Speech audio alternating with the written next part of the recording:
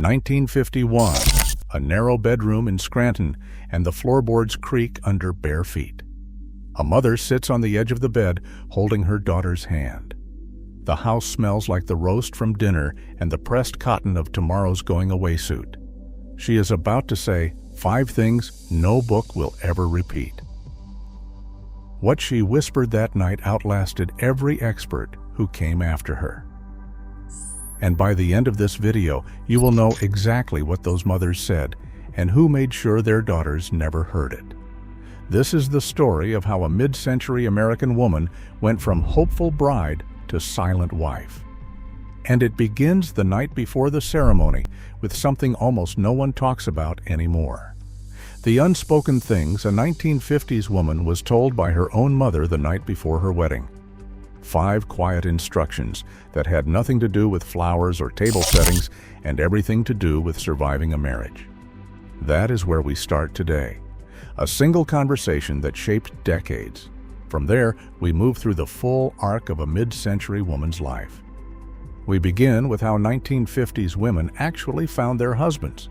20 ways couples met that have completely vanished from American life. Then we arrive at the centerpiece of this video. The 20 unspoken dating rules every 1950s woman had to follow or face the consequences. This is the segment that captures the invisible rulebook no girl was ever handed, but every girl memorized before her 16th birthday. The rules that decided whether she was marriageable or marked, whether she would be chosen or quietly passed over, whether her reputation survived Saturday night or collapsed by Sunday morning. Every woman who lived through that era can still feel the weight of those rules in her chest. After that, we step into the 25 unspoken rules every 1950s bride had to follow on her wedding night. Then the 15 things a 1960s woman gave up the day she became a wife without ever being asked. And finally, the 7 silent agreements that explain why those marriages actually lasted. Agreements that nobody makes anymore. 5 chapters, 1 life. From the first dance to the 50th anniversary. It all starts with what her mother whispered the night before. For most of American history, bridal preparation was communal. Aunts and grandmothers passed domestic and intimate knowledge openly across kitchen tables. By the late 1940s, suburban privacy collapsed that circle into one private exchange between mother and daughter the night before the wedding. Mothers delivered 5 instructions covering conflict, money, intimacy, diplomacy, and self-preservation.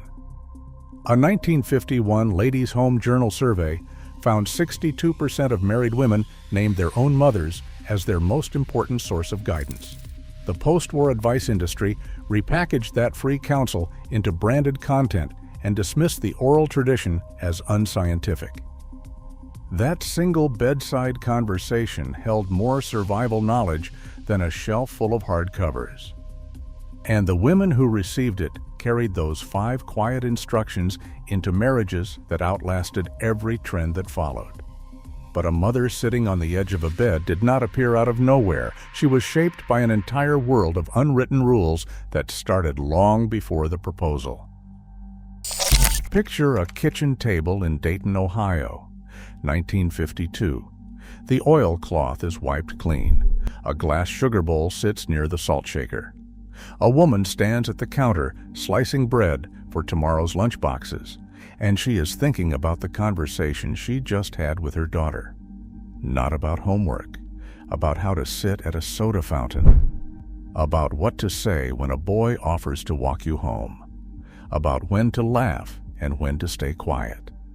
This is the world we are about to enter, not a textbook world, a lived one, a world of ironed collars and front porch curfews, of gloves that matched your handbag and shoes that pinched but never showed it, a world where a woman's reputation was built in whispers and lost in a single afternoon, where the rules were never printed because everyone already knew them, where a kitchen was a classroom, and a vanity was a rehearsal space, and a porch was the stage where everything either held together or fell apart.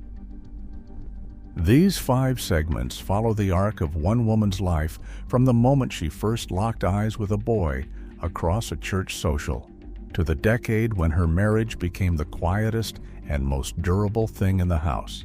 This is not a list. It is a life. And it starts with how she found him. Number 20. The church basement social. Churches held regular socials, potluck suppers, pie auctions, ice cream socials, holiday bazaars. Single men and women came because the entire community came. Methodist, Baptist, Lutheran. The denomination did not matter. What mattered was the basement. Fluorescent lights humming over long tables covered in white paper. Casserole dishes brought in Pyrex with masking tape on the bottom so the dish came home. The smell of coffee from a 40-cup percolator and sheet cake cut into squares. Girls helping in the kitchen, boys lined along the wall, somebody's mother watching from the dessert table. A quarter dropped in the donation basket at the door. The whole evening cost nothing. Nobody called it matchmaking. They called it Wednesday night supper. But every woman who married a man from that church knew what those suppers were for. The introduction happened over a paper plate. Both mothers already knew before either child did. In 1955, 49% of Americans attended church every week, the highest figure Gallup ever recorded. Today, that number sits around 30%. The Wednesday night supper went with it. Number 19. The shared party line. Families across rural and suburban America shared a single telephone line with their neighbors. You could hear every conversation on the wire. Some couples met because they had been listening to each other for months. In 1950, 75% of Bell System residential phone customers were on party lines. About 11 million subscribers shared the same wire. There was a Western Electric Model 500, black and heavy as a brick. Each household had its own ring pattern, 2 short and 1 long for the Hendersons, 1 long and 2 short for the Millers. If you lifted the receiver quietly and covered the mouthpiece, you could hear everything. A girl's voice talking to her sister about Saturday. A boy 3 farms over, listening. The film Pillow Talk in 1959 built its entire romance around a shared party line. Doris Day and Rock Hudson fought over the wire until they fell in love on it. By the mid-1960s, private lines became the standard. The shared wire went silent, and with it went the strangest, most accidental form of courtship America ever invented. You fell in love with a voice before you ever saw a face. No photograph, no profile, just the sound of someone being themselves when they thought nobody was listening. Number 18, the roller skating rink. Roller rinks were the social hubs of small-town America. Teenagers went on Friday and Saturday nights. The couple's only skate was when it happened. You could smell varnished hardwood and rented leather boots.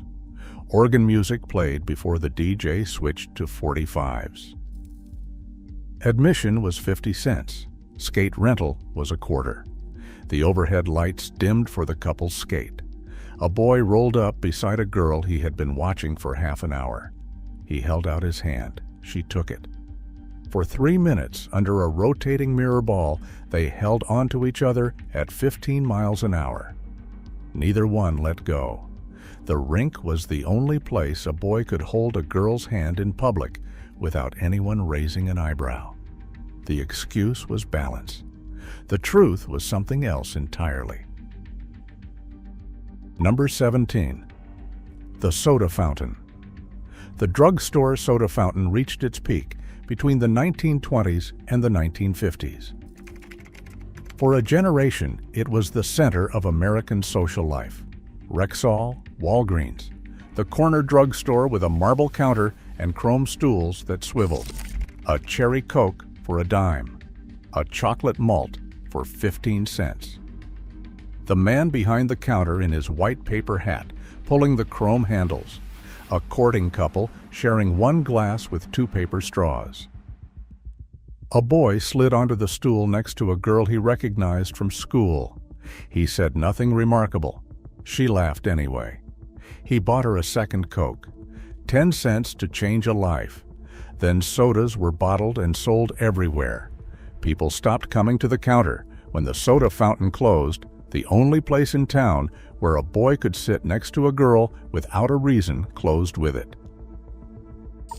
Number 16. The County Fair Midway. County and state fairs drew entire communities once a year. Young men and women who lived miles apart met on the Midway at the livestock barns in the grandstand. Late August heat and the smell of funnel cake grease and sawdust.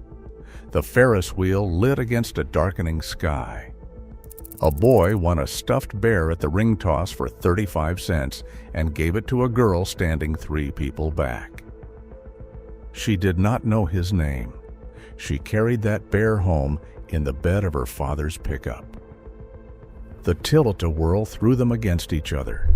She did not pull away. The fair lasted 1 week a year. That was enough.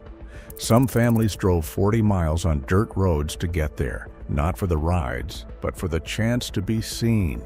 For 1 week, the whole county was in one place, and in one place, anything could happen. Number 15. The USO Dance. The United Service Organizations formed in 1941 to provide recreation for troops on leave. Young women volunteered as hostesses. They danced with soldiers, sailors, and airmen.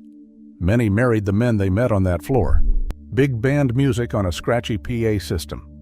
Crepe-soled shoes on a gymnasium floor. A boy in dress uniform who had never danced before. A girl who taught him the box step in under a minute. Coffee and donuts served from a folding table. Hostesses were told not to date the servicemen. That was the rule. One woman agreed to say the numbers out loud, but not write them down. By the time she reached her room at the YMCA, the phone was ringing. After 6 dates, they married in September 1945. She danced with a stranger in uniform on a Saturday night. 50 years later, she was still married to him. Number 14. The typing pool and the factory floor. Women worked as typists, secretaries, and switchboard operators. Others worked assembly lines. Men worked in the same buildings. Proximity did the rest. You could hear the clatter of Royal typewriters in rows. Carbon paper stained fingertips. A young man from accounting walked past the typing pool every morning at 8:15. He nodded on Monday. He said good morning on Wednesday. By Friday, he asked if she wanted coffee from the cart. The factory version was louder, stamping presses and conveyor belts, a lunch whistle at noon. She sat on an overturned crate eating a sandwich from a brown bag. He sat down beside her on the same crate, same break, every day for 3 months until he finally asked. Nobody scheduled it. Nobody swiped right. He just showed up at the same place at the same time until showing up became the point. The workplace did not try to create romance. It just put 2 people close enough together for long enough that nature handled the rest. Number 13.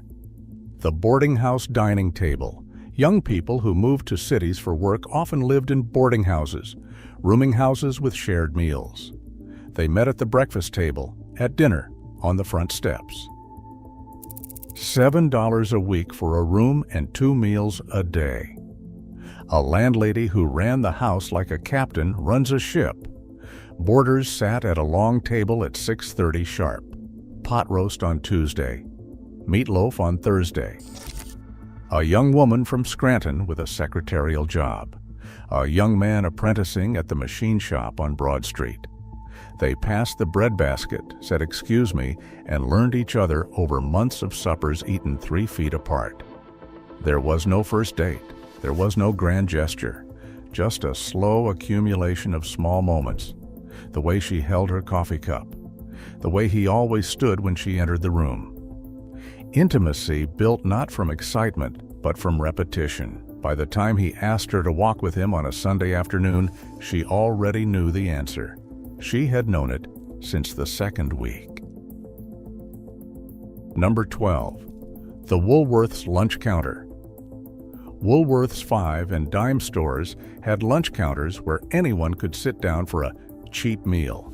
No reservation, no plan, just a stool. Red vinyl stools bolted to the floor. Formica wiped clean with a rag.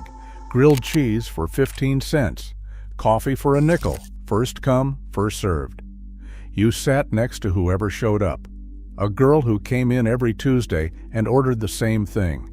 A boy who noticed. The waitress noticed too and started seating him one stool closer. Woolworth's closed its last American store in 1997. 400 locations gone. And with them went the last counter where a stranger could sit down for a nickel and discover that the rest of his life was one stool over. Number 11. The blind date arranged by your aunt. Aunts, older cousins, and church ladies arranged introductions between young people they considered a match. It was practically a civic duty. Your Aunt Lorraine saw a young man at the Knights of Columbus fish fry.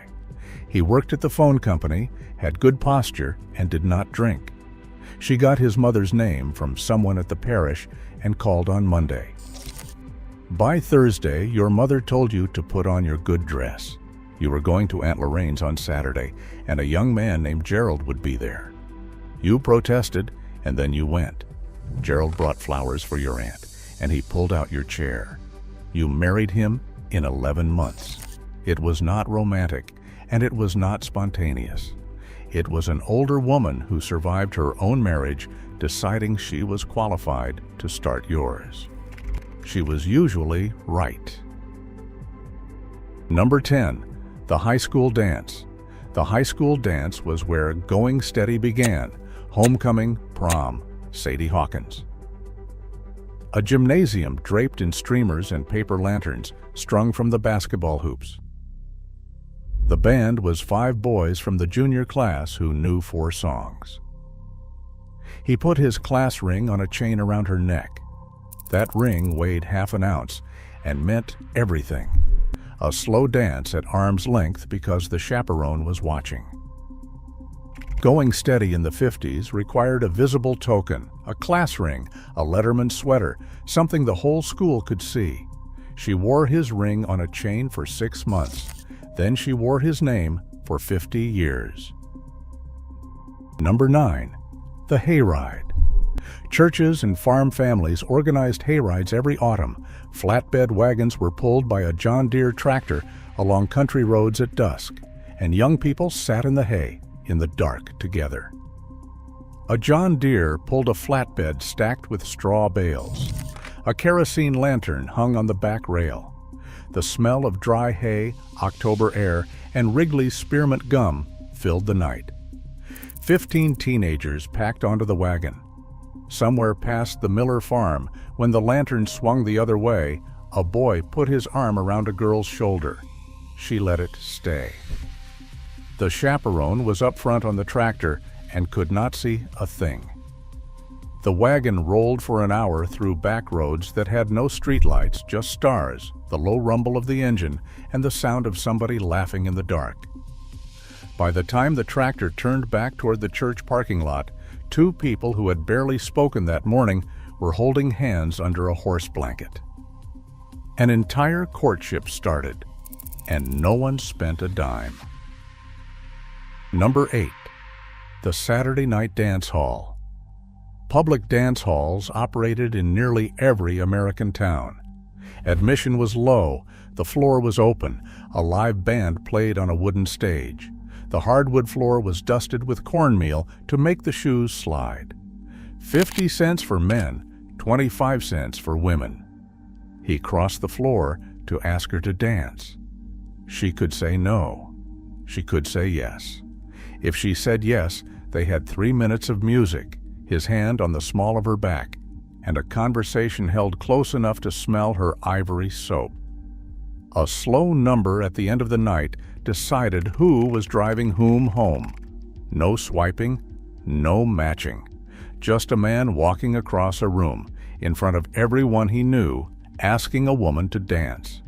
The risk was public. That is exactly what made the courage mean something. Number 7. The Lonely Hearts column. Newspapers ran personal advertisements in the classifieds. 2 lines describing yourself and what you wanted. Replies came by mail. Young man, 28, steady employment, seeks sincere woman for friendship and possible marriage. Enjoys fishing and church. Write box 412. 3 cents a word. She read it at the kitchen table over coffee. She wrote a careful letter on good stationery. She sealed it. She mailed it to a post office box. His reply arrived 9 days later. The penmanship was neat. He spelled everything correctly.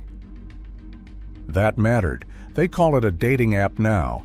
In 1952, they called it 3 cents a word and a stamp. Number 6. The drive-in theater. Drive-in theaters were group social events. Teenagers went in carloads. A boy met a girl because she rode with his buddy's date, or she was parked 1 row over. It cost $1 a carload at some theaters. A speaker box hooked on the window crackled and hummed. 6 teenagers packed into a 1953 Chevy Bel Air.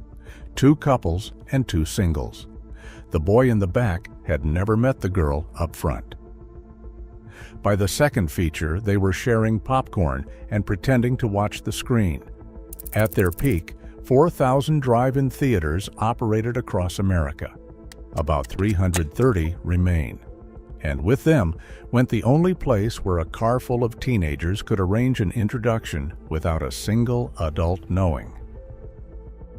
Number 5. The military pen pal.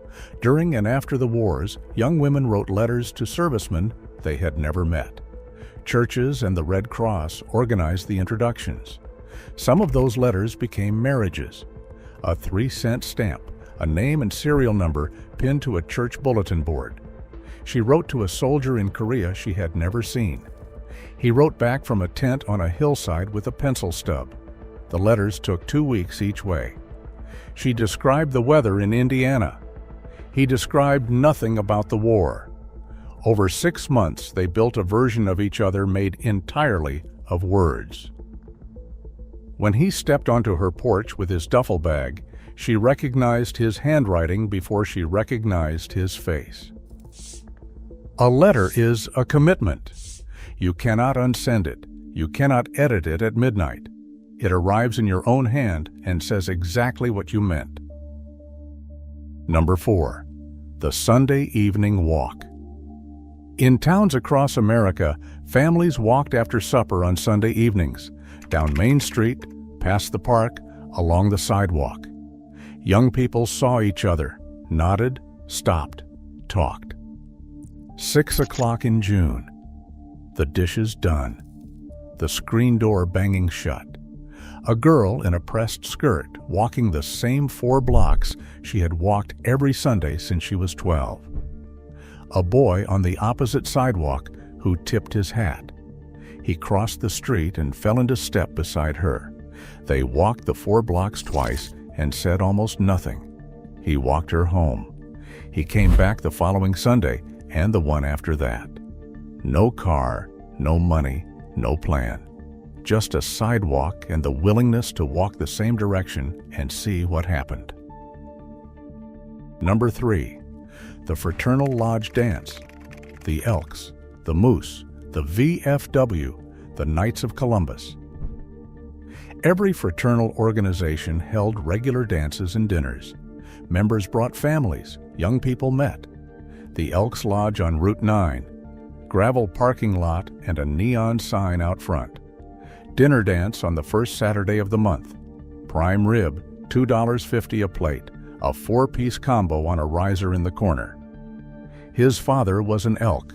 Her father was an elk. They had been in the same room 100 times as children. Then she turned 17 and something changed. He asked her to dance because his father told him to. She said yes because her mother was watching. In their early 20th century peak, fraternal orders counted nearly 1 in 3 American men as members. Most of those halls sit dark now. The neon is off. The parking lots are cracked, and the social life they once provided has no replacement. Number 2. The front porch. The front porch was the stage where courtship was performed. It was not a room. It was a statement. A porch swing on a chain that creaked. A glass of iced tea sweating on the railing. Fireflies rising from the yard. A boy parked at the curb and walked up the front path where her father could see him coming. He sat with the family first and talked to her father about the weather, about work, and about nothing. Her mother brought lemonade. Then, and only then, the two of them were left on the swing. Front door open, kitchen light on. The whole neighborhood watching. That was the point. America moved the living room to the back of the house. It put a 2-car garage where the porch used to be. But meeting him was only the opening act, because the moment she said yes to that first date, the rules changed overnight, and nobody handed her a revised copy. Number 20. She never called a boy first. A girl did not pick up the telephone and call a boy. She waited. If he was interested, he called her on the family telephone, and whoever answered that phone was almost certainly not her. The rotary phone on the kitchen wall. The click, click, click of the dial coming back around.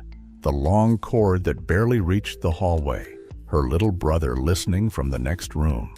Party lines in smaller towns where neighbors could listen in.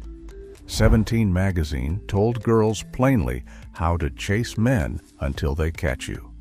The entire game was to signal interest without initiating.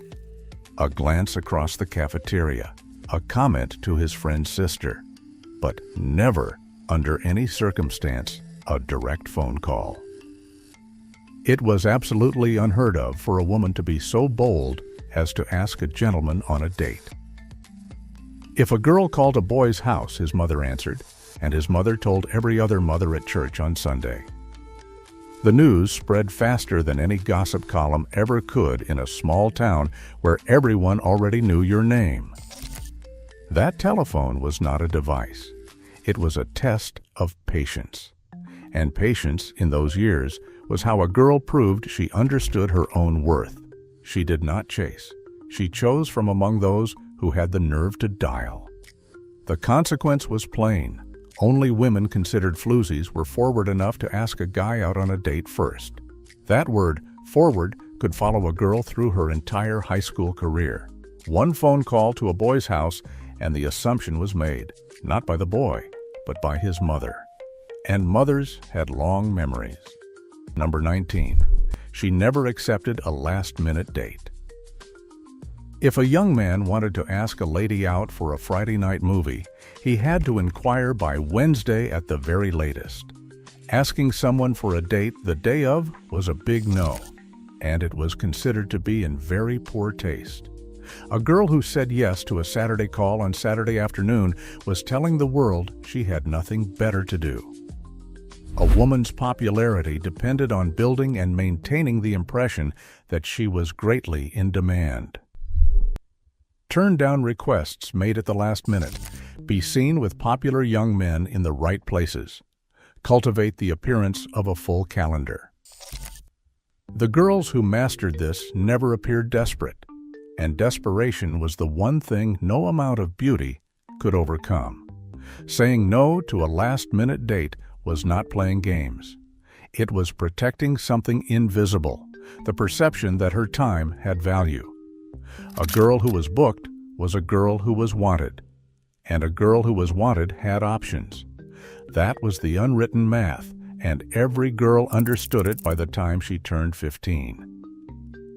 Her grandmother had taught her mother, and her mother had taught her. The lesson never needed a textbook because it lived in the family like an heirloom, passed down through kitchen table conversations and knowing glances. Number 18. She was ready at the door when he arrived, completely ready before the doorbell rang. A woman was supposed to be completely ready when the gentleman arrived. Running around to apply makeup at the last minute was considered inconsiderate. Any longer than 5 minutes after the doorbell rang would be extremely rude. Pin curls set the night before. Tangy lipstick in natural, 50 cents at the drugstore counter. A dab of Evening in Paris perfume from the blue cobalt bottle, $1.25 at Woolworth's. Everything done before the doorbell rang. She came down the stairs, put together, unhurried, as though she had not spent 90 minutes getting there. The effort was invisible by design. What he saw was the finished version, calm, composed, and worth the wait.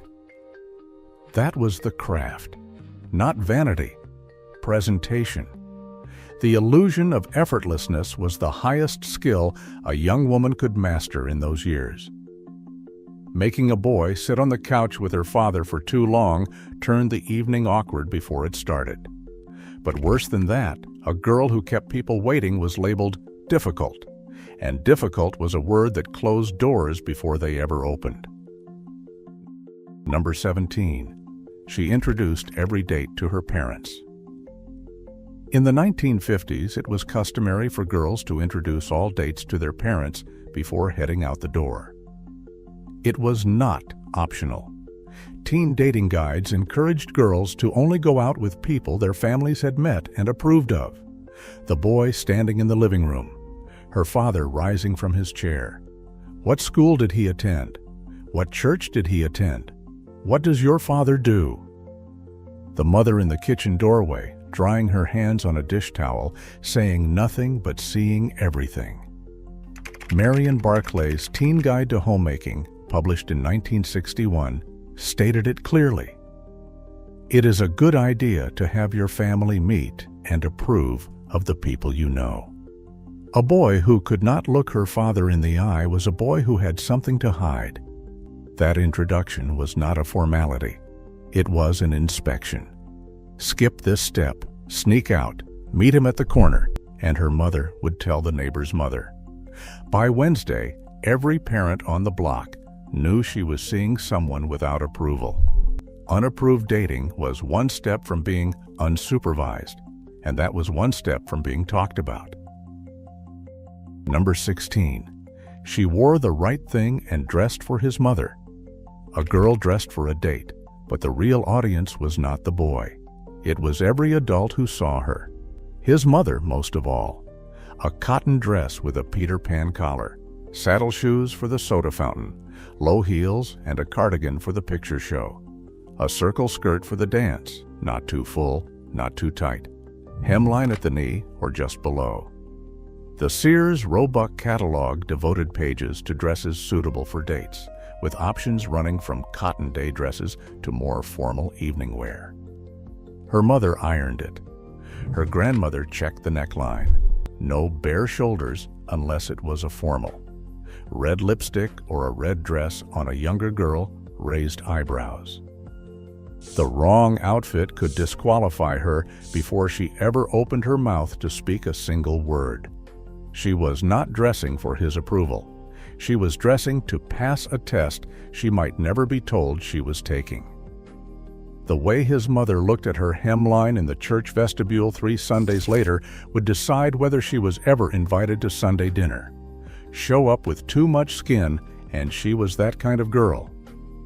His mother made one judgment in 3 seconds, and that judgment could end a courtship before the second date. Number 15. She never primped in public. A compact could come out for one quick check, but fixing her hair, reapplying lipstick at the table, powdering her nose in front of anyone, that was forbidden. A compact from the department store counter, gold-toned, $2 or $3. She could open it briefly, glance, close. The restroom was the only acceptable place. A girl who fussed with her appearance in public was telling the room she was not finished, that she was still under construction. The rule was simple: be done before you arrive. After that, you are not a girl getting ready. You are a woman who is present.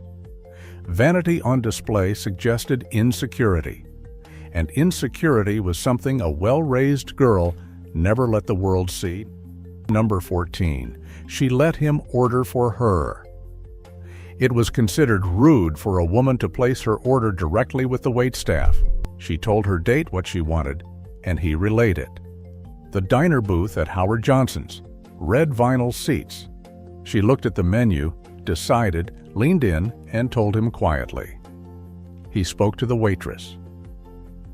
In the 1950s, a date was viewed as a social event, and the man was regarded as the host. A cherry Coke for a dime.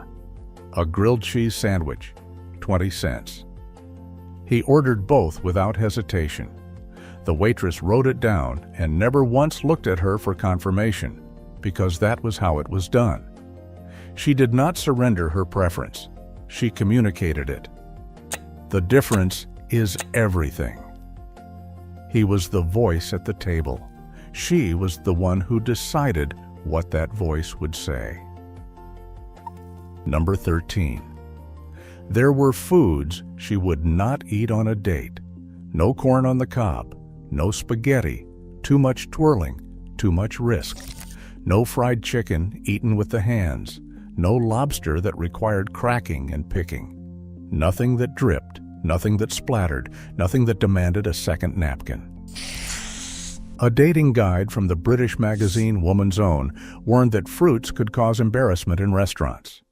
Cherries should be put in the mouth whole and the stones carefully placed on a spoon. A girl ordered things she could eat neatly with a fork. A patty melt, a club sandwich cut into quarters, a slice of pie, always with a fork, never the fingers. She studied the menu not for what she wanted most, but for what she could eat most gracefully. It was not about hunger, it was about composure. Messy eating signaled she had not been taught, and had not been taught meant her mother had failed. A daughter's table manners reflected her entire household. One dropped piece of spaghetti on a white blouse could undo an entire evening's careful presentation. Number 12. She kept her knees together, her back straight, and her hands visible. Posture was not optional. A girl's body language on a date was read like a headline: knees together, angled to one side, ankles crossed, never the legs. Hands on the table or in her lap. No elbows on the counter. At the movies, her hands stayed in her own lap unless he reached for one. Emily Post's Etiquette, Revised Edition 1955, addressed how a young woman should carry herself in public, including her posture and how she sat. A slouch told the room that nobody at home had cared enough to correct her before she left the house. Her posture was a telegraph. Straight back meant self-respect. Crossed ankles meant composure. Hands visible meant nothing to hide. Every woman in that generation knew. You are being read before you are being heard. Number 11. She was expected to date around before going steady. Many parents in the 1950s wanted teens to date around. Going steady too soon was considered limiting. Variety was how you figured out what and who really fit. A girl with one boyfriend by sophomore year raised eyebrows. The proper thing was to accept dates from several boys, the soda fountain with one, the picture show with another, the school dance with a third. A girl's dance card was a measure of her social standing. The girl with the most names was the most desirable, not because she was loose, but because she was in demand. A girl who dated widely was considered well-rounded and socially mature, not scattered or fickle. Playing the field was not a game. It was an education. A girl who had dated 3 or 4 boys before settling on one understood what she wanted and what she would not accept. That knowledge was her armor. Stop and notice something. Not a single rule so far has been about what she felt. Every one has been about what she showed: the posture, the fork, the hemline, the dance card. A girl in 1955 lived inside a display case. These were not restrictions designed to punish her.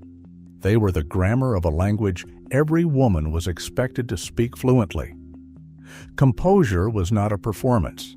It was survival. And today, when 63% of young men under 30 in America describe themselves as single and the marriage rate has fallen to its lowest point in recorded American history, it is worth asking what was lost when those standards disappeared.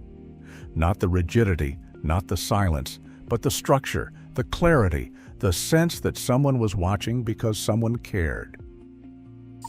Number 10. The 3-date rule before a kiss. Kissing on a first date often meant the end of the relationship right then. The unspoken standard was 3 dates minimum before a kiss. The end of the evening on the front porch. The yellow light above the door. His hands in his pockets. Her back against the screen door. 3 dates. 3 tests. After the third, maybe a brief kiss, lips closed, chaste enough that if her younger sister was watching through the curtain, no one would be embarrassed. That small restraint built more anticipation than any grand romantic gesture ever could between 2 young people. The wait was not cruelty. It was a filter. A boy who stayed through 3 evenings of conversation without pressing for more was a boy interested in her, not in what he could take from her. The 3-date rule did not suppress desire. It revealed character. A kiss on the first date, and word traveled by Monday morning. The word, once it went out, did not come off. It stayed. Number 9. Drive-in behavior had invisible boundaries. Over 4,000 drive-in theaters across America by 1958, $1 per car at most. The speaker clipped to the driver's side window. The second feature started at 9:30. The girl sat on her side. If he put his arm on the back of the seat, she allowed it or she did not. If his hand moved lower, she moved it. There were police on patrol at every drive-in, shining flashlights into back seats. Communities set up watchdog forces specifically to break up what they called unseemly activity. Local churches lobbied town councils to shut down drive-ins entirely because they believed temptation thrived in darkness. The drive-in was the first private space most young couples ever shared, and inside that privacy, a girl carried every rule she had ever learned. Not because her father was watching, because she had decided before the opening credits exactly what she would and would not allow. That decision, made in advance, was the real rule. Not the flashlight, not the patrol. The girl's own mind, already made up before the car was parked. She had followed every rule. She had earned every approval. She had walked down an aisle believing the hardest part of her life was already behind her. She did not know yet what the first night would ask of her. Number 25. She was expected to be in bed before he entered the room. The 1952 edition of Modern Bride included a small guide to marital adjustment stapled into the back pages. Its advice was plain. A husband should find an errand that gives his wife a chance to be in bed when he returns. The click of the hotel room door. His footsteps going down the hall toward the lobby. 15 minutes alone with a suitcase and a nightgown and a pounding heart. Covers pulled to the collarbone. Lamp switched from high to low. Waiting. She was not supposed to be watched while she became someone new. The 15 minutes were not about convenience. They were about mercy. Number 24. The mother's talk happened exactly once and lasted less than 5 minutes. In the days before the wedding, the bride's mother sat her down. The talk rarely lasted 5 minutes. Sometimes it did not happen at all. The edge of the bed, a closed bedroom door, hands folded in the lap, the mother looking at the quilt or the wall. Just be patient with him, or simply it gets easier. Sometimes that was all, sometimes less. Some mothers said nothing and squeezed their daughter's hand. The smell of Jergens lotion, the creak of the mattress when she stood up. The door pulled closed. The silence was not cruelty. It was the only language they had been given. Number 23, the peignoir set was selected months in advance. The bridal peignoir was a matching nightgown and robe in white nylon and lace, purchased or given as a gift well before the wedding day. Brands included Vanity Fair, Kaiser, Shadowline, and Rogers, carried at department stores like J.C. Penney and Montgomery Ward. Made of chiffon and satin with ribbon closures and chantilly lace trim, they cost $3 to $8 depending on the family's means. Each set was wrapped in tissue paper and stored in the bottom of the hope chest. The smell of cedar and new fabric rose when the lid was lifted. It was the one garment she owned that existed for someone else's eyes. And she chose it in her mother's company, under fluorescent department store lights, without either of them saying exactly what it was for. Number 22. The hope chest had been packed since she was 15. Girls began assembling a hope chest years before they were engaged, a Lane cedar chest from the Lane Furniture Company of Alta Vista, Virginia. Given as a gift for a 16th birthday or a high school graduation. Inside, embroidered pillowcases hand-hemmed by the girl herself, a set of cannon sheets, a Fanny Farmer cookbook, and in the very bottom, wrapped in tissue, the nightgown. In 1952, Rice's jewelry store in Fitchburg sent a postcard to every girl at Fitchburg High offering a sterling silver spoon in the pattern of her choice. The hope chest was not a storage container. It was a promise she made to herself before she even knew his name. And when she opened it the week of the wedding, everything inside smelled like the girl who had packed it and the woman who was about to unpack it. Number 21. She changed in the bathroom, never in his presence. A Samsonite train case in powder blue sitting on the bathroom counter. Inside, the nightgown, the robe, a small bar of Camay soap, a jar of Pond's cold cream, bobby pins, a comb, a small bottle of perfume. The zipper of the dress coming down, the clasp of the girdle unhooked, the new gown pulled over her head. One check in the mirror, one deep breath. The doorknob turned, and the door between the two was never opened in his presence. Number 20. The nightgown stayed on. The gown went on in the bathroom. The robe was set on the chair only after she was under the covers. If the gown shifted, it was in the dark. Full nudity was not part of the wedding night for most couples. For many, it would not happen for weeks or months afterward. Some women never fully undressed in front of their husbands in the entirety of the marriage.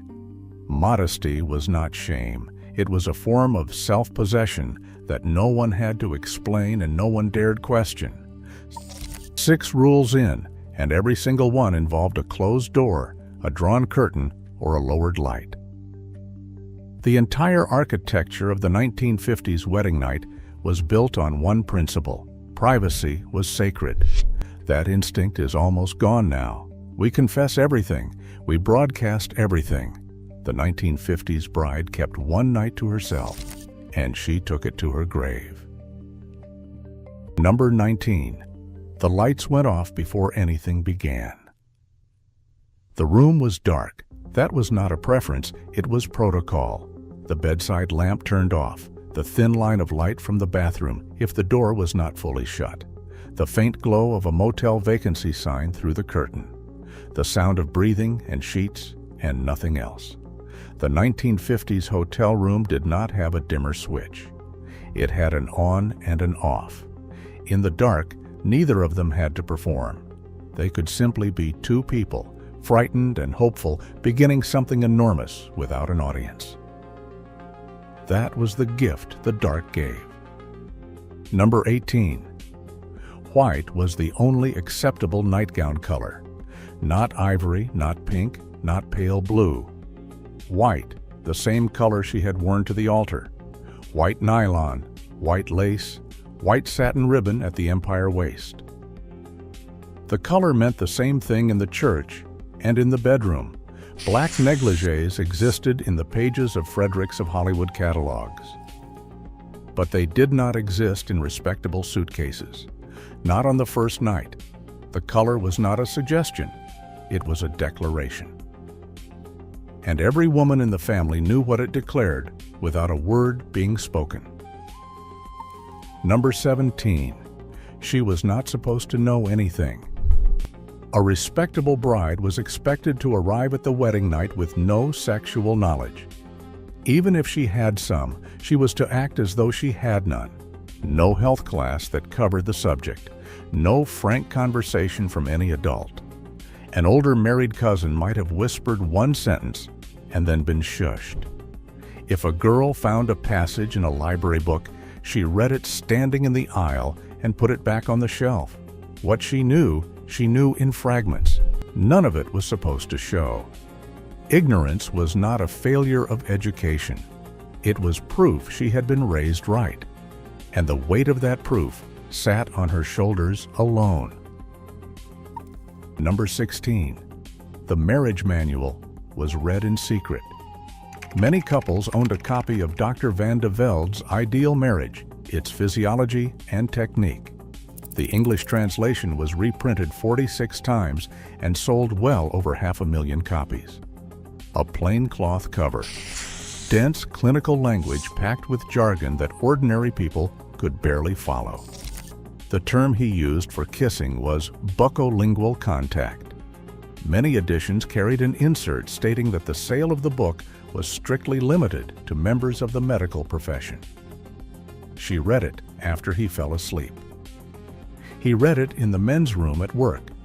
Neither admitted to the other that they had opened it. The manual was the only roadmap most couples had, and it was written in a language neither of them fully understood. Number 15. Virginity was assumed and never discussed. No one asked, no one verified. The white dress said it, the white nightgown repeated it. If there was evidence on the sheets, it was noted in silence. If there was none, the silence was deeper. A promise kept, or, if broken, buried so deep that no one ever found it. The pressure of that expectation was carried by the bride alone, and it was carried in total silence, which made it heavier than anything spoken ever could. The unspoken code started long before she ever walked through that hotel room door. Some began at the reception. Some began in a department store fitting room. The wedding night was the final chapter of a preparation that lasted years. Conducted entirely in whispers. Number 14. She changed into a going-away outfit before leaving the reception. Before the bride and groom departed, the bride changed out of her wedding gown, a light-colored suit or dress with coordinating accessories, a hat, gloves, shoes, and a handbag, dove gray or powder blue, a pillbox hat with a small veil, white kid gloves. She changed in a back room with her maid of honor. The wedding dress was left behind, usually with her mother. The white gown symbolized a young woman's purity. The going-away outfit represented her new status as a married woman. The guests lined up. Rice was thrown. The car was waiting. She left in the dress of a bride and returned in the clothes of a wife. And every person watching understood exactly what that change of costume meant. Number 13. The bridal shower gifts were for the kitchen, never the bedroom. Bridal shower gifts in the 1950s were strictly domestic, a set of Pyrex mixing bowls in primary colors, Corning ware with the cornflower blue pattern, a Hamilton beach stand mixer, Canon bath towels, dish towels embroidered with the days of the week, a Presto pressure cooker from an aunt, stainless flatware from the girls at the office, wrapped in white paper, opened on a folding chair in someone's living room with a hat made from the bows. Not one single item for the bedroom, not a nightgown, not a slip. The closest anyone came was a set of monogrammed pillowcases, and even those were for the guest room. The bridal shower prepared her for the kitchen, but who prepared the groom? Number 12. The groom was told one thing: be gentle. The groom's preparation was even sparser than the bride's. His father, an older brother, or a friend might offer one sentence: a handshake at the back of the church, a slap on the shoulder. Take it easy with her. Or, she doesn't know anything, so go slow. That was the extent of it. No manual handed to him, no rehearsal. A man of 22 or 23 expected to lead something he had no training for, with a partner who had even less.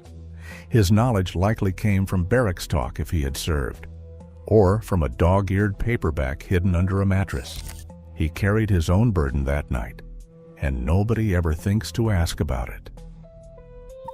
Number 11. She was expected to cry, and that was considered proper. Tears on the wedding night were not a sign of something wrong. They were anticipated, even welcomed. Quiet tears, not sobs. They were the kind that came from exhaustion, from the enormity of the day, from understanding that everything she had been was now something else. A handkerchief on the nightstand, a hand on her shoulder from a young man who did not know what to say, saying, "It's all right." The faint sound of a radiator clicking in a hotel room, the dampness on the pillowcase the next morning. She was allowed to cry because the culture understood that what was happening was enormous. Somewhere along the way, we decided it was not. That may be the bigger loss. Number 10. She wore the same perfume to bed that she wore to the altar. A bride wore one perfume and it followed her from the church to the hotel pillow. Evening in Paris by Bourgeois in the cobalt blue bottle, 39 cents at the 5 and dime. Or Chanel No. 5 if there was money in the family. Taboo by Dana if she had a bold streak. White Shoulders by Evian if she was from the South. A dab behind each ear, the inside of each wrist, the hollow of the throat. The same scent in the church pew and on the hotel linen. The perfume was the thread between the sacred and the intimate. And for the rest of his life, that scent would stop him cold in a department store aisle. And he would never be able to explain why. Every one of these rules placed the weight on her. The preparation, the modesty, the composure, the nightgown, the hope chest, the silence, the morning after, all hers. He had one job: be gentle. She had 24, and she did not question it, because every woman she had ever loved had carried the same weight before her, and she refused to be the one who set it down. Number 9. She woke before him the next morning and fixed her face. 5:30 in the morning, bare feet on cold tile. The bathroom door shut softly. Pond's cold cream to clean the face. A fresh application of lipstick. Revlon's cherries in the snow or fire and ice. Hair smoothed with a comb. The nightgown straightened. Back into bed before his eyes opened. The first face he saw as her husband was to look like the woman he had married, not the girl who had lain awake half the night. She gave him that illusion because she believed it was her duty, and she would keep giving it to him every morning for the next 50 years. Number 8. The honeymoon destination was his secret. The groom chose the honeymoon and often kept it a surprise. She packed without knowing where she was going. Niagara Falls, the Pocono Mountains, a cabin at Lake Placid, a motor court on Route 1 heading toward Virginia Beach. He made the reservation by telephone and paid in advance with a money order. He planned the route on a Rand McNally Road Atlas. She packed her Samsonite suitcase with summer dresses and a cardigan just in case. She found out when the car turned onto the highway. Sometimes, not even then. Trust was not a feeling in 1954. It was a verb. She climbed into a car with a man she had promised her life to and let him drive. That was the first act of marriage, and she performed it without a map. Number 7. The thank you note started the morning after the wedding. Etiquette demanded that the bride begin writing thank you notes for wedding gifts immediately. Some started the very next morning. Crane stationery, blue ink, monogrammed with her new married initials, the pen moving across cream-colored cardstock on the hotel desk while the coffee cooled. Thank you so much for the beautiful casserole dish. It was very thoughtful. Written in the honeymoon hotel with the suitcase still half unpacked and the bed still unmade behind her. Duty did not pause for sentiment. And a woman who understood that earned the respect of every older woman in the family for the rest of her life. The thank you notes were about the marriage. Number 6, she never discussed the wedding night with anyone, ever. But there was a deeper rule about the wedding night itself, and it was the one that lasted longest. What happened on the wedding night was not spoken about. Not to her mother, not to her sister, not to her closest friend.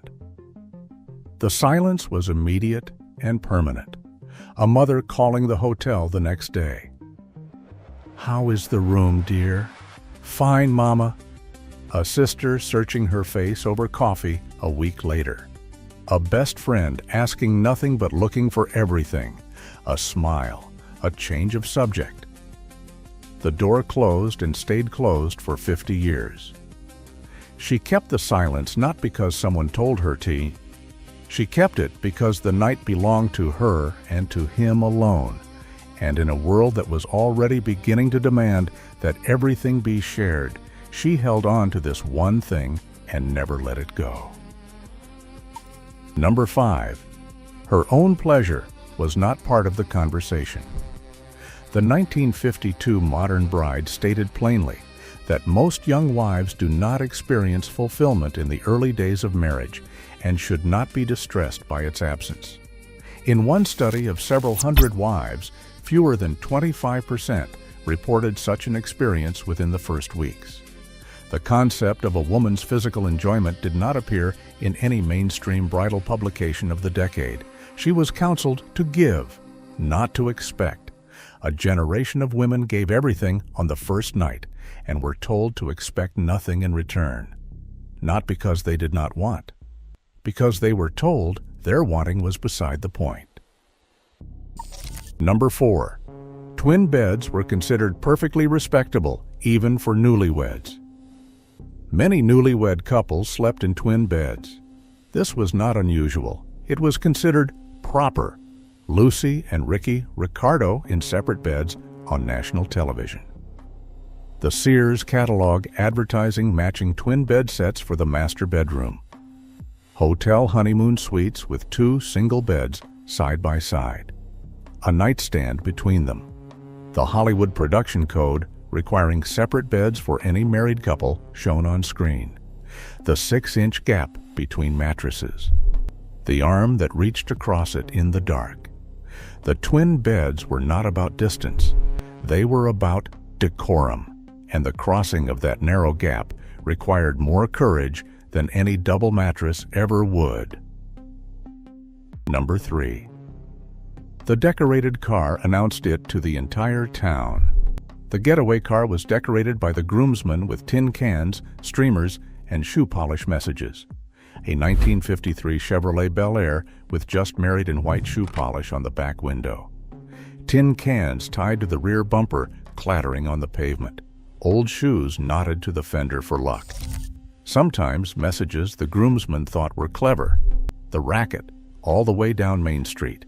Every pedestrian turning to stare, her cheeks burning, her smile pinned firmly in place, her gloved hands folded in her lap.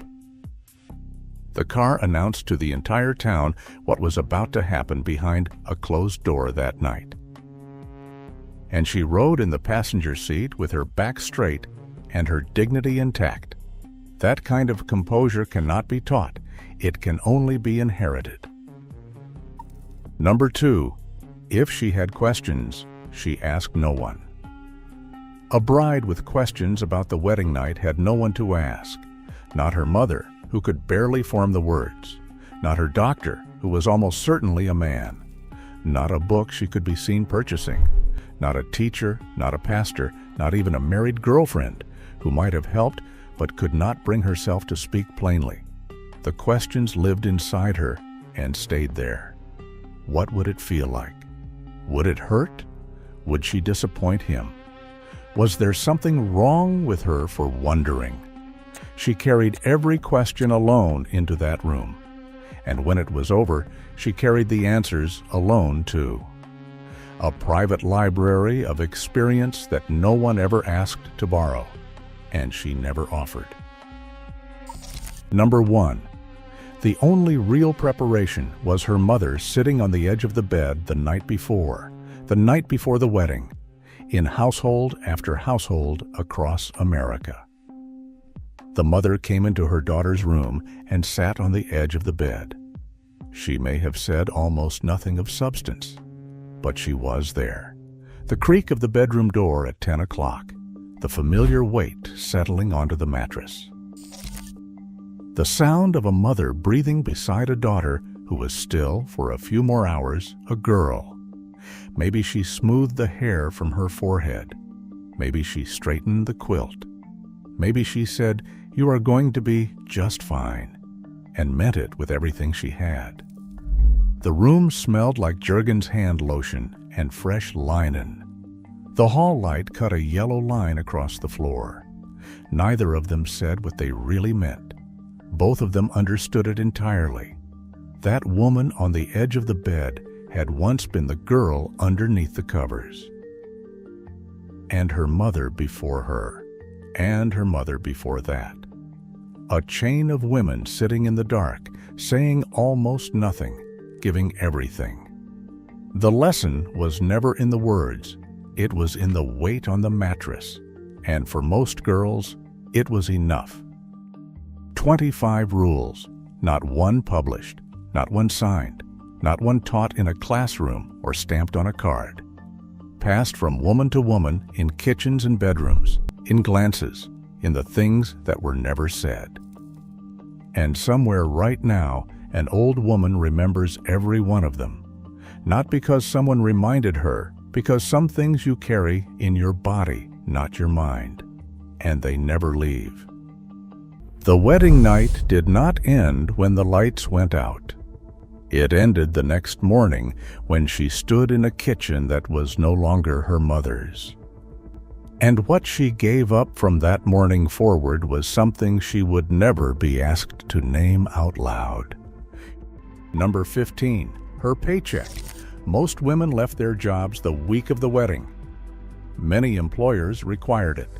She went from employed to dependent in a single afternoon. The metal desk at the insurance company downtown. The Underwood typewriter she had used for 3 years. Her final pay envelope, $62 in cash. A card signed by the girls in the typing pool. She cleaned out her desk on a Friday, put the card in her pocketbook, and never came back. In the early 1960s, marriage bars still existed in school districts, airlines, and civil service offices. Stewardesses at major carriers like American and TWA were terminated upon marriage as company policy. She did not get fired. She was simply expected to leave, and she did. Today, nearly 70% of married women with children work outside the home. In 1963, that number was around 30% for mothers with school-age children, but only about 15% for those with toddlers. She walked in an employee. She walked out a wife. The typewriter was still warm. The woman who replaced her at the desk was 19. She would work there for 11 months until her own engagement. The cycle repeated itself so often that supervisors stopped learning new names. They just called every girl at the front desk sweetheart and waited for the ring to appear. The personnel file went into a cabinet. Nobody forwarded her mail. Nobody asked if she wanted to come back part-time. The door closed and it locked from the outside, but losing a paycheck was only the beginning. What disappeared next was quieter. In some ways, it cut deeper. Number 14. Her girlfriends. The circle of single friends dissolved within months. Married women socialized with couples now. The booth at the corner diner, 3 girls on a Saturday afternoon, cherry cokes at a dime each, grilled cheese sandwiches, and talk about everything and nothing. The way one of them always reached for the jukebox, a nickel for the Everly Brothers. That ended. After the wedding, Saturday nights meant dinner with other young couples from the neighborhood, sitting at a card table in somebody's living room playing canasta. The phone calls that used to last an hour got shorter, then less frequent, then stopped. She was a wife now. They were still girls. The gap was invisible, but total. Friendship does not always end with a fight. Sometimes it ends with a wedding invitation. Number 13. Her kitchen. She cooked for his palate now. His mother's recipes replaced her own. His mother's pot roast recipe was written on a 3x5 index card in blue ballpoint. It was handed to her at the reception like a deed of transfer. He liked his eggs over easy, not scrambled the way she had grown up eating them. Betty Crocker's picture cookbook cost $3.95. She dog-eared the pages he liked. Her own mother's recipes, the goulash, the lemon icebox cake, the cornbread with bacon grease, sat in a tin box on the top shelf. She still made them sometimes, on the nights he worked late. The recipes she grew up on did not disappear. They just waited. Some of them are still waiting. Number 12. Her wardrobe. Her clothing changed the week after the honeymoon. She dressed like a wife now. The cherry red cotton circle skirt she wore every Friday in high school, folded and stored in the cedar chest. Peter Pan collars replaced by modest V-necks. Saddle shoes traded for sensible flats from Sears at $2.98. A girdle every single morning, the bones pressing against her ribs before breakfast. A full slip under every dress. Stockings from the Woolworth's counter at 69 cents a pair. She did not throw the red skirt away. She put it somewhere she would not have to look at it. The closet told the story before anyone else did. The girl was gone. The wife had arrived. She changed her clothes, she changed her kitchen, she changed her Saturday nights. But the next thing she gave up, she had carried with her since the day she was baptized. Number 11. Her church. She switched to his denomination. The congregation she grew up in saw her at Easter, if at all. The Methodist Church on Elm Street, 3rd row, left side. She was baptized there. She sang in the junior choir, and she knew every hymn by number. Number 278 was Amazing Grace. Number 412 was Just As I Am. After the wedding, she sat in a different building on a different street, learning a different order of service. First Baptist on Vine.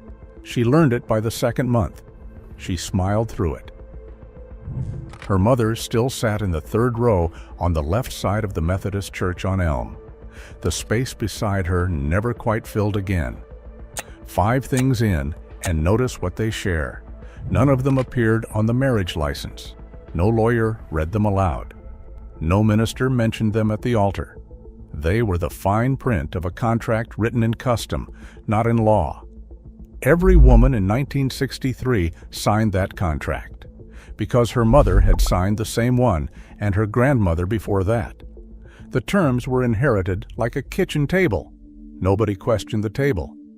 You just sat down. Number 10. Her car. One-car family. He drove it to work. She was home. A 1960 Ford Falcon in the driveway, dove gray, 80,000 miles, and a dent in the rear quarter panel. He backed out at 7:15 every morning. She watched the taillights from the kitchen window. The grocery store was 6 blocks away. She walked it with a folding wire cart, winter and summer. The pediatrician was 2 miles. She waited until he got home. If a child spiked a fever at noon, she called the doctor. And she waited. The world shrank to the distance her own 2 feet could carry her. Today, the average American household has nearly 2 vehicles. In 1963, she had none on a weekday. Independence has a sound. It is the jingle of car keys in your own hand. She did not hear it for years. In the winter, it was worse. January in Ohio, with a 2-year-old on her hip and a bag of groceries in the other arm. The sidewalks iced over. The wire cart slipped on the pavement. She learned to wrap the wheels in old rags for traction. A neighbor once offered her a ride, and she almost cried. Not from gratitude, but from the shock of someone noticing. Most days, she was invisible on that sidewalk. Just another young wife pulling a cart past houses where other young wives were pulling carts. A fleet of women walking in the same direction, none of them with keys in their pockets. Number 9. Her doctor. Medical decisions were not hers to make alone. The doctor's office on Main Street, wood-paneled walls and the smell of rubbing alcohol. A male physician in a white coat. He spoke to the husband first, explained to the husband, asked the husband how many children they were planning. The pill was approved by the FDA in 1960. Anovid, made by G.D. Searle, cost $11 a month.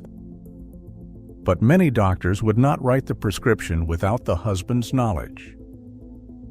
In 1965, the Supreme Court ruled in Griswold v. Connecticut that married couples had a right to contraception, but it was not until 1972 in Eisenstadt v. Baird that the court extended that same right to unmarried people. She could feed a family, keep a home, manage a budget to the last dime. But the most consequential medical decision about her body was made in a room where the doctor looked at the man sitting next to her. The examination room had a door, but it did not close for her. It closed for the conversation between the doctor and her husband in the hallway afterward. She sat on the paper-covered table in a cotton gown that tied in the back and waited to be told what had been decided.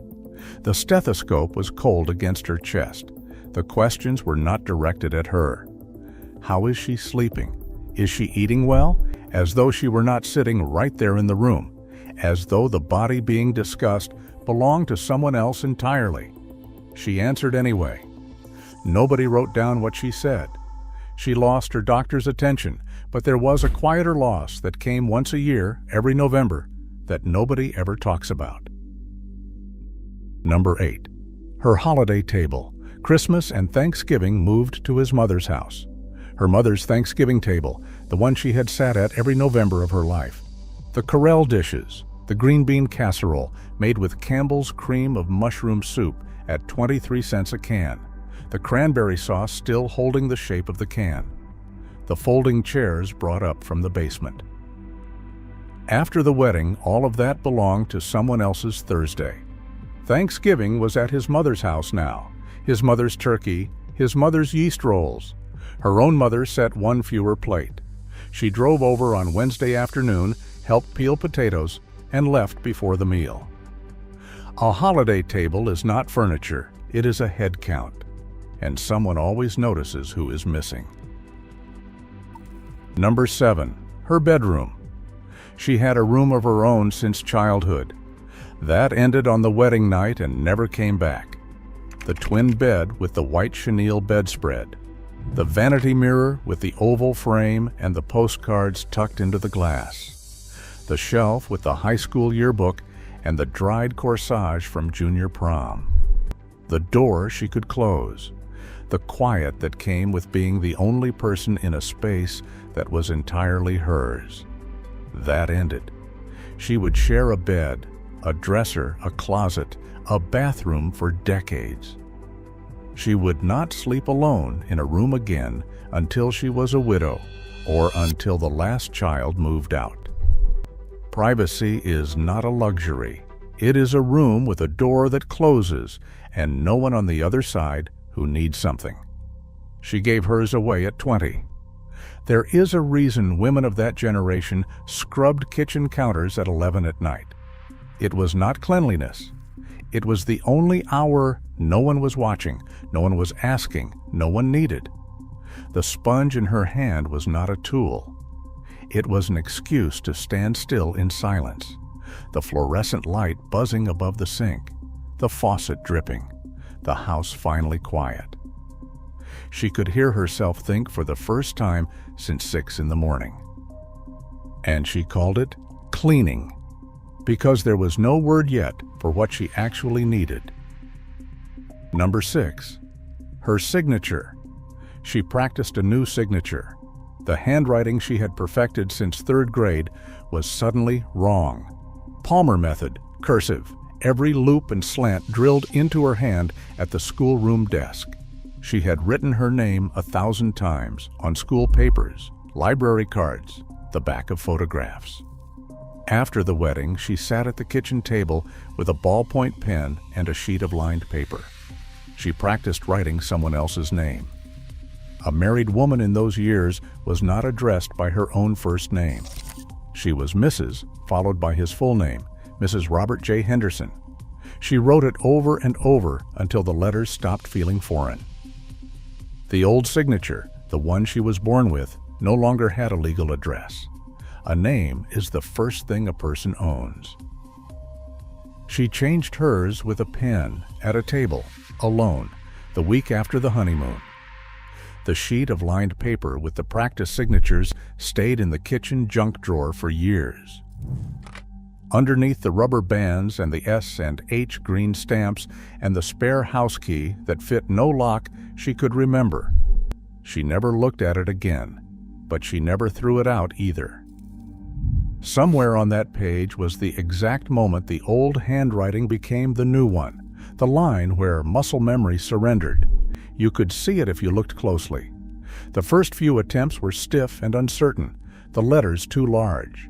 By the bottom of the page, the name flowed as though it had always been hers. That is how fast a woman could learn to erase herself. One sheet of paper, one sitting, done before the coffee got cold. 10 things now: her paycheck, her friends, her kitchen, her wardrobe, her church, her car, her doctor, her holiday table, her bedroom, her signature. Not one of these surrenders was acknowledged. Nobody said thank you for leaving your job. Nobody said, I know this is your first Thanksgiving away from your mother's table. The silence around these losses was so complete that most women never found the language to describe what they had given up. They just called it marriage, and they kept moving. Number 5, her evenings. The hours between dinner and sleep used to belong to her. They vanished, ironing his Aero dress shirts on a board in the living room. The hiss of the steam iron, the faint chemical smell of faultless spray starch. At 18 cents a can, dishes soaking in the sink, a lunch to pack for tomorrow. The last load going through the wringer washer, the novel on the nightstand, maybe it was To Kill a Mockingbird, at $3.50 from the bookshop on Main. A bookmark on the same page for 3 weeks. She used to read until midnight. Now she was asleep by 9:30, with the ironing board still standing in the corner. An evening is not a unit of time. It is the only part of the day that belongs to no one but you. She handed hers over without being asked. Number 4, her own money. She went from spending her own wages to accounting for a grocery allowance. The bank on the corner, the man behind the desk in the short-sleeve shirt, the form that asked for her husband's name, his occupation, his signature, not hers. Until 1974 and the Equal Credit Opportunity Act, banks could legally deny a woman credit without a male co-signer. For more than a decade after her wedding, she could not open a charge account in her own name. The household grocery budget ran $12 to $15 a week. She kept the receipts in a cigar box and accounted for every can of Del Monte peaches.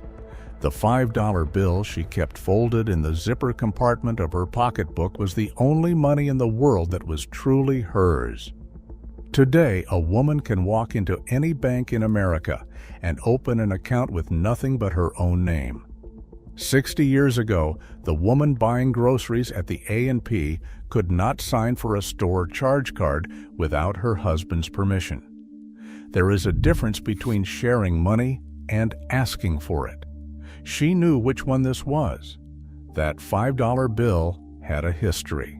She kept it from her last paycheck, the one from the Friday before the wedding. She broke a 20 at the bank window and put the 5 aside before she handed the rest to the household. She replaced it when it wore out. A fresh bill folded the same way, tucked in the same zipper pocket. She never spent it, not once in 40 years. It was not savings. It was proof. Proof that she had earned something once, that she had walked into an office and sat at a desk and someone had paid her for her work. The bill was not money anymore. It was a birth certificate for the woman she used to be. But even money can be earned back. The next thing she gave up could never be recovered, because it was time. Number 3, her ambitions, career plans, education goals, travel dreams, quietly shelved, not destroyed, deferred indefinitely. The application to the nursing program at the community college, filled out in pencil on a Tuesday night at the kitchen table. Folded into the nightstand drawer, the teaching certificate she had been 3 credits from finishing, the brochure from the Greyhound station for a bus tour to Washington, D.C. at $8 round trip. She kept these things. She did not throw a single one away. Today, millions of young women film videos romanticizing the life of a 1950s housewife. Vintage aprons, homemade bread, soft lighting on a wooden cutting board. They call it the trad wife life. They are choosing it. She did not choose it. She inherited it. And she filed those brochures in a drawer because she believed she might go back to them someday. She never did. That is the saddest part. Her daughter found the nursing application 40 years later, in the nightstand drawer, behind a box of tissues and a tube of hand cream. The pencil marks were faded but legible, every blank filled in with careful handwriting. The admissions essay on the back was 3 paragraphs about wanting to help people. It was dated September 1962, 8 months before the wedding. The paper was still crisp, never folded more than once. She had put it in that drawer and closed it the way you close a casket, gently. Final, without looking back. Her daughter held it under the lamp and read every word. Then she put it back exactly where she found it. Some things you cannot fix by finding them too late. Number 2, her say over her own body. She did not decide alone when she became a mother, or how many times. Children were not chosen in those years, they were expected. The question at every Sunday dinner and holiday gathering was not whether, but when. And the answer was assumed to be soon. The timing, the spacing, the number. These decisions shaped every hour of her life for the next 20 years. In most households, they were not hers to make alone. Silence decided more than conversation ever did. She could run a house, stretch a grocery budget across 7 days, keep 4 children fed and clothed without a manual. But the most consequential decision of her life was not hers to make. It determined the shape of every day she would live, and she was expected to call it a blessing each and every time. Number 1. Her name. Not just her last name, her first name. She became Mrs. Robert J. Henderson. The woman she had been for 20 years was folded into a title and another person's name. The envelopes that arrived at the house said Mrs. Robert J. Henderson. The church bulletin said it. The PTA roster said it. The Christmas card list did too. The phone book entry also did. Her first name, the one her mother whispered the day she was born, did not appear on a single one. Under the old legal principle of coverture, remnants of which still clung to the law for centuries, a married woman's legal rights were historically swallowed up by her husband's. She filled out forms. She wrote checks. She signed permission slips for the children's school trips, and on every single one, she wrote someone else's name. She signed the marriage license with her own name. It was the last time she would use it in full for a very long time. The girl her mother named was not gone. She was just unsigned. She did not call it sacrifice. She called it Saturday. She called it setting the table. She called it marriage, and she called it life. And when her daughter, years later, sat across from her at that same kitchen table and asked what she had given up, she paused. Not because she could not remember, but because she had never once been asked. The coffee was still warm. The answer was everything. And she said nothing, honey. I did not give up a thing. And if you want more forgotten wisdom from the generations who came before us, the next video is waiting for you right now. She gave those things up quietly. Not one of them was demanded. Not one was negotiated. And what is remarkable is not that she lost them. It is that the marriage still held. It held for decades. And the reason it held is something that no modern therapist, no app, and no weekend retreat would ever think to prescribe. Number 7. You kept it inside the house. Private business stayed private. You did not discuss your marriage outside the marriage. Not with your mother, not with your neighbor, not with anyone. A woman stands at the back fence on a Tuesday afternoon hanging sheets on the clothesline, wooden clothespins from a canvas bag. Her Sears Kenmore wringer washer did the work that morning. The neighbor leans over the fence and asks how things are going. She says, just fine. And that is the end of it. This was not suppression. This was protocol. The marriage had a perimeter, and you did not invite people inside it. When a couple had words on a Saturday night, by Monday morning at the diner counter, it did not exist. At the factory floor, it did not exist. At the PTA meeting, it did not exist. Nobody knew. Nobody was supposed to know. The woman at the next table in the lunchroom did not know. The man in the next pew at church did not know. The couple smiled and passed the offering plate, and that was the truth as far as anyone else was concerned. Today, the average person shares relationship problems with 3 to 5 people outside the marriage. Therapy apps on the phone, group chats with friends, posts on social media about what he said at dinner last night. The marriage has no walls anymore. Everybody is standing inside it with an opinion. Privacy was not silence. It was loyalty.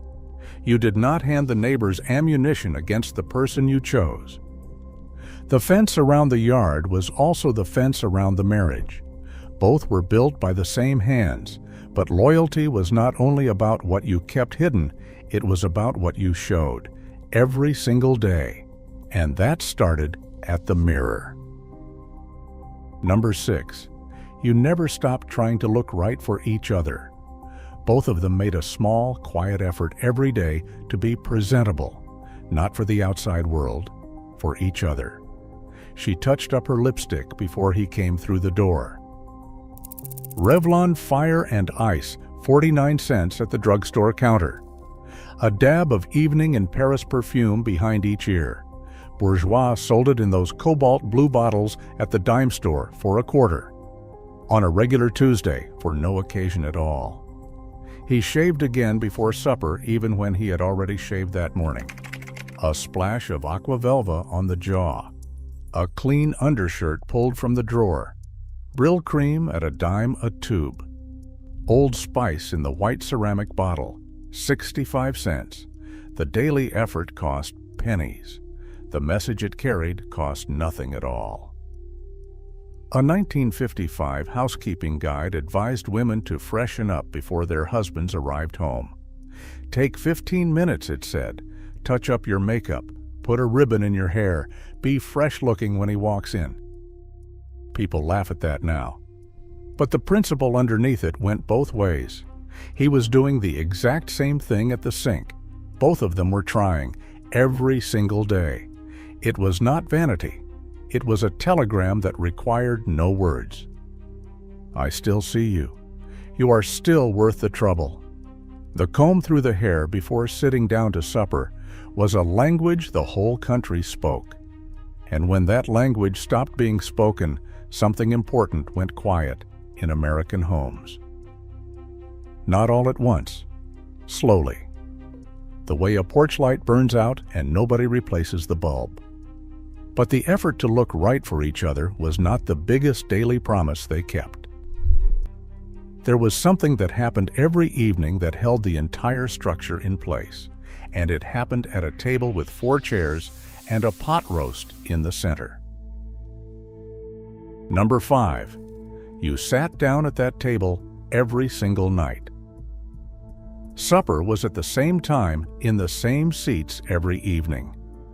It was not a suggestion. It was not up for discussion. 5:45. The table set, Corelle plates, jelly jar glasses, a casserole dish in the center, or a meatloaf on a platter, or a pot roast that had been in the oven since 2 o'clock. Campbell's cream of mushroom soup poured over pork chops. The smell of onions cooked soft in bacon grease drifting through every room in the house. The father at the head, the mother nearest the stove, the children in their assigned chairs. The transistor radio on the counter turned low to the evening news. A stick of butter softening on a saucer. A basket of white bread sliced from the loaf she bought that morning at the A&P. Salt and pepper shakers shaped like little roosters that her mother gave her the day she moved in. 60 years ago, a family dinner could last well over an hour. Today, the average American family dinner lasts about 12 minutes. A survey found that baby boomers were far more likely to have grown up eating with their families than younger generations.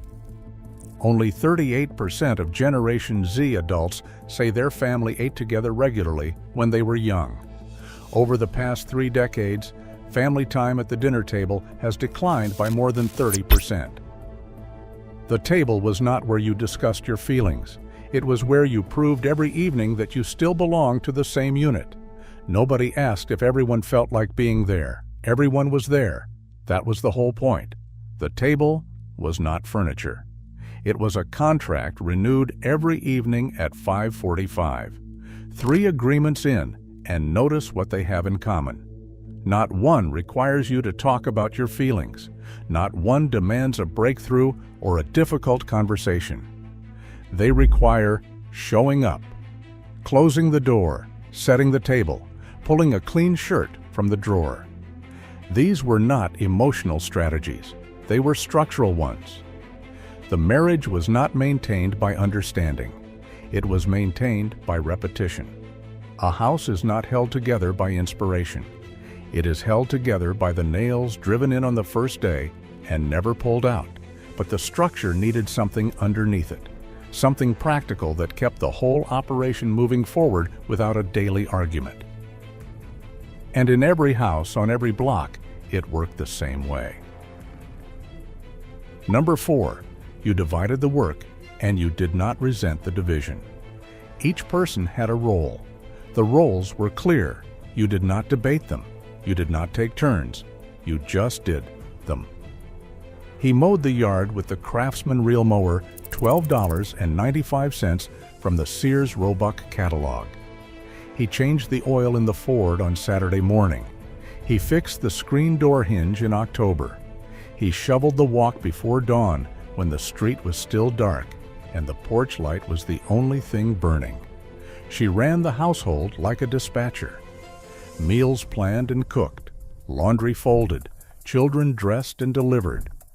The checkbook balanced at the kitchen table after they went to bed. Church functions organized, school conferences attended, dishes washed in the porcelain sink with ivory flakes at 4 cents a box. The Maytag wringer washer running in the basement every Monday. Ironing board out every Tuesday. Was it equal by the standards people use today? No. Was it clear? Completely. Every person in the house knew exactly what the other was responsible for. There was no meeting about it, no negotiation. The arrangement was settled the day they moved in, and it held. The beauty of it was not fairness. It was certainty. Nobody woke up wondering whose turn it was. Nobody kept a running tally of who did more last week. The garbage went out because it was his job. The children had clean clothes because it was her job. There was no scoreboard hanging in the hallway. There was no resentment building because nobody had to ask. Asking is where the poison starts. When you have to remind someone of their role, the role has already failed. In those houses, it never failed. It ran like a clock that had been wound once and never stopped. The only real betrayal was when someone stopped holding up their end, not the division itself, the failure to do what you were supposed to do. That was what broke the deal. Resentment did not come from the roles. Resentment came decades later when the roles vanished and nothing replaced them. He knew what she carried.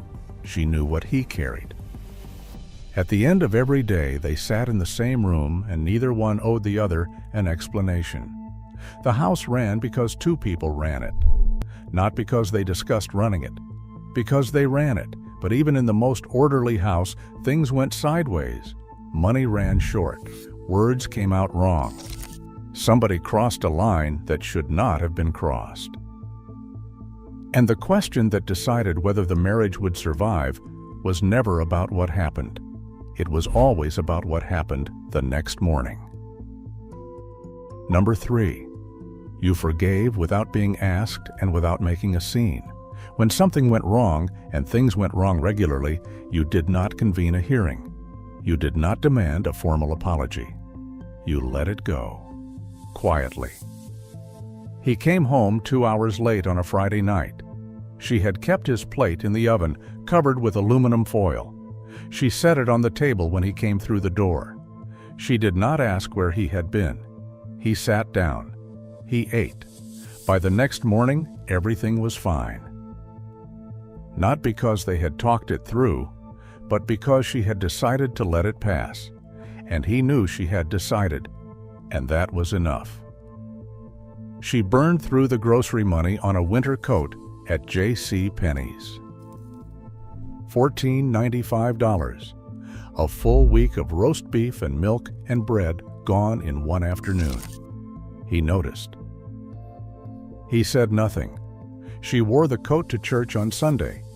He held the door for her. There was no word for what they were doing. They did not call it grace. They did not call it emotional intelligence. They called it getting on with it. Forgiveness. In that house was not a conversation. It was a plate kept warm in the oven. A door held open on a cold Sunday morning. The bedroom light switched off at night without a single word between them. The couples who lasted 50 years were not better at talking things out. They were better at letting things go. That is not a weakness.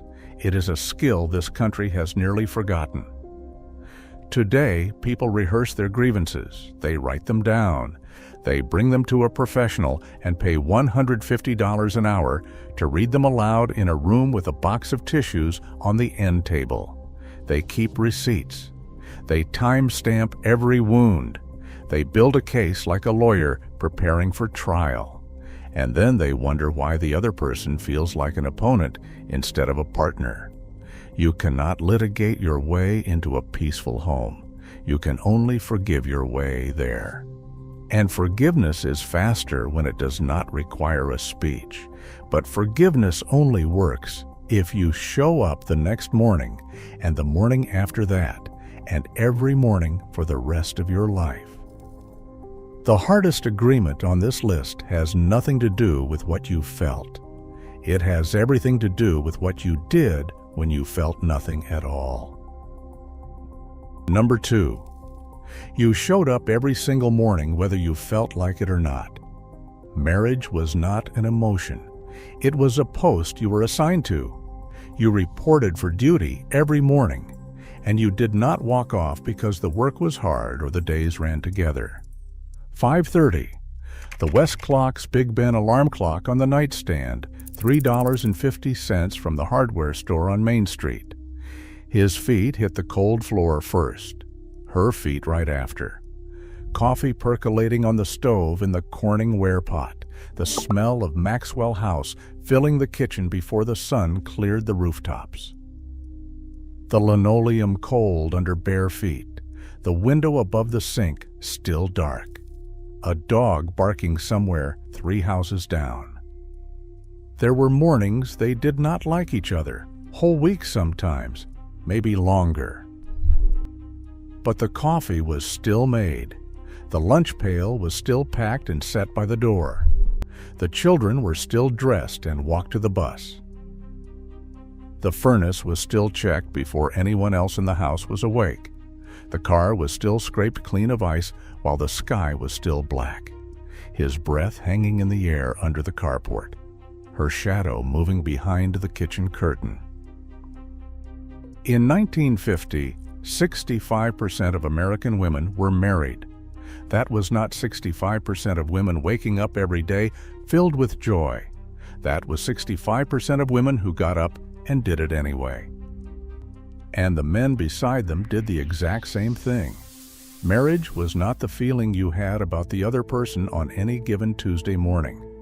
Marriage was the list of things you did regardless of the feeling.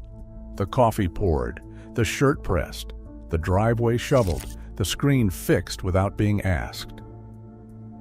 Today, people will tell you that if you have to force it, then something is wrong.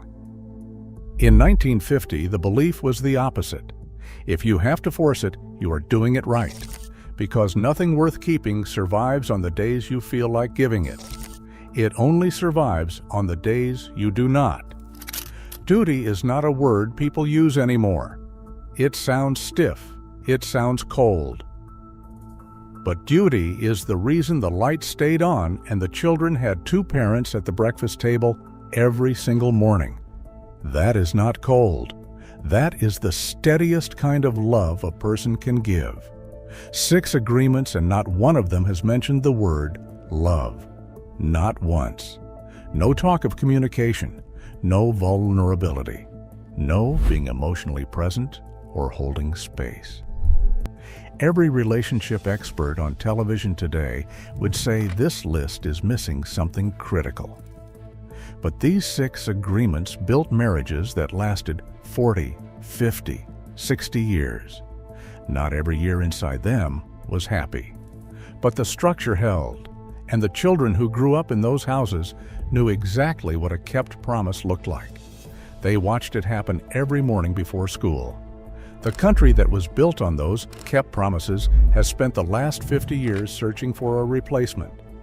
It has not found one. There is one agreement left, the most important one, the one that would sound like heresy to almost anyone under 40. And it is the reason every other agreement on this list held together. Number 1, you did not marry for love. You married, and then you built it. Love was not the foundation. Love was what grew in the walls after you built them with your own hands. You did not wait until you felt ready. You chose someone. And then you became ready together. A Saturday morning at the Methodist Church. The minister's fee, $5. Her dress sewn by her mother on a Singer treadle machine over 3 evenings at the kitchen table. His suit was the same dark one he wore to work on Monday. A sheet cake on a folding table in the church basement. Punch from a glass bowl. The car borrowed from his brother for the afternoon.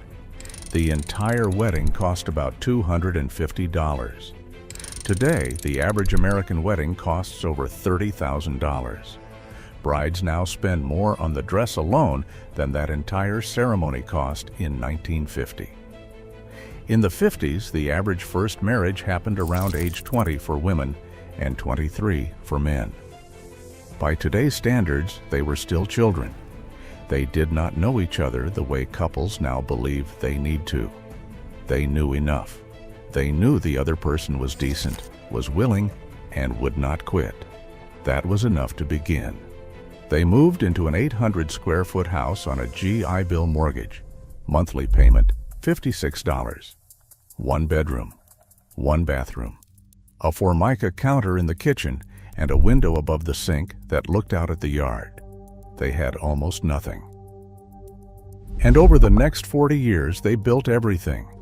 A family, a savings account at the local bank, a vegetable garden along the back fence, tomato stakes driven into the dirt every May, green beans growing along a wire trellis he built from scrap lumber, a name that meant something on the block, board by board, year by year, season after season. And somewhere in the quiet middle of all that building, love arrived.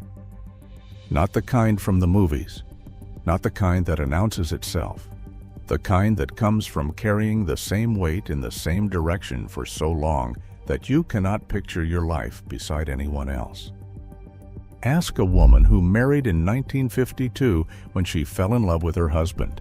She will not point to the altar. She will point to a Tuesday night in 1961 when he came home and rebuilt the porch railing without anyone asking him to, or the night their first son was born and he held her hand in the hallway of the county hospital and would not let go. Or an afternoon in 1974 when she found him sitting alone in the car in the driveway. Engine off, just sitting there. She brought him a cup of coffee. He took it. Neither of them said a word. She knew right then. That was the moment.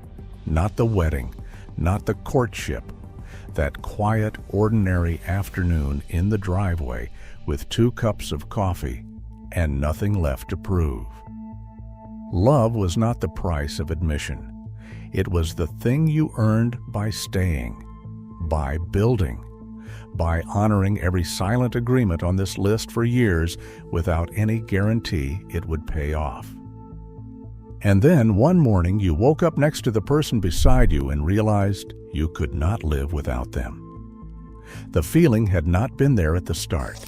You had built it with your own hands. Nobody sold it to you. Nobody prescribed it. It grew in the quiet. It grew because you never left. Somewhere tonight, in a house that has been paid off for 30 years, a man sits in a recliner he has owned since 1987. His wife is beside him in her chair, turning the pages of a magazine. Neither one has spoken in 20 minutes. The television may or may not be on. The kitchen is clean. The porch light is on. The same curtains she hung in 1991 still frame the front window.